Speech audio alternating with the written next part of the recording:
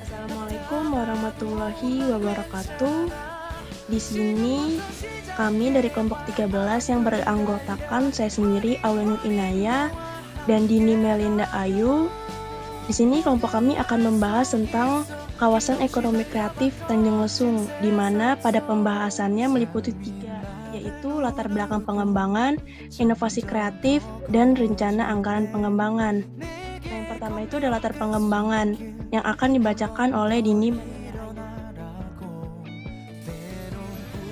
Kawasan Ekonomi Kreatif atau KEK menurut Undang-Undang Nomor 39 Tahun 2009 adalah kawasan dengan batas tertentu dalam wilayah hukum negara Kesatuan Republik Indonesia yang ditetapkan untuk menyelenggarakan fungsi perekonomian dan memperoleh fasilitas tertentu. Kawasan Ekonomi Tanjung Lesung menjadi kawasan strategis yang diharapkan menjadi pusat pertumbuhan ekonomi yang memiliki skala ekonomi dengan orientasi daya saing nasional dan daya saing internasional yang ditetapkan pada 23 Februari tahun 2012. Dengan adanya KEK Tanjung Lesung juga diharapkan masuknya para investor ke Indonesia dan menambah pendapatan asli daerah serta menekan urbanisasi ke kota-kota besar, menciptakan lapangan pekerjaan, menyerap tenaga kerja, serta meningkatkan pertumbuhan ekonomi kawasan yang berdaya saing global guna meningkatkan perekonomian nasional, menciptakan destinasi wisata unggulan bagi wisata domestik hingga mancanegara, meningkatkan kegiatan ekonomi daerah dan daya saing produk unggulan daerah di dunia internasional, serta menekan tingkat ketimpangan wilayah yang ada di Provinsi Banten. Materi selanjutnya mengenai inovasi kreatif akan dibahas oleh Aulia Nur Inayah.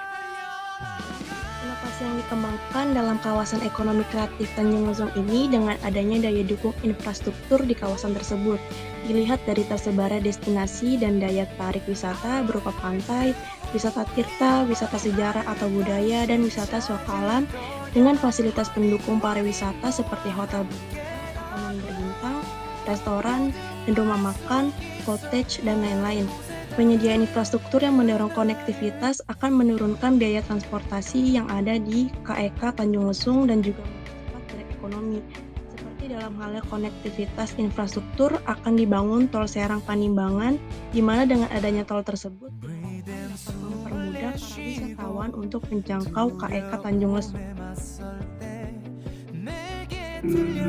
Selain itu, dengan adanya Batik Cikadu juga turut mendorong inovasi kreatif sekitar kawasan wisata ekonomi Tanjung Lesung dengan beragam motif yang mengangkat kekhasan daerah tersebut dan mencerminkan kehidupan warganya yang dituangkan melalui motif-motif Batik Cikadu Tanjung Lesung.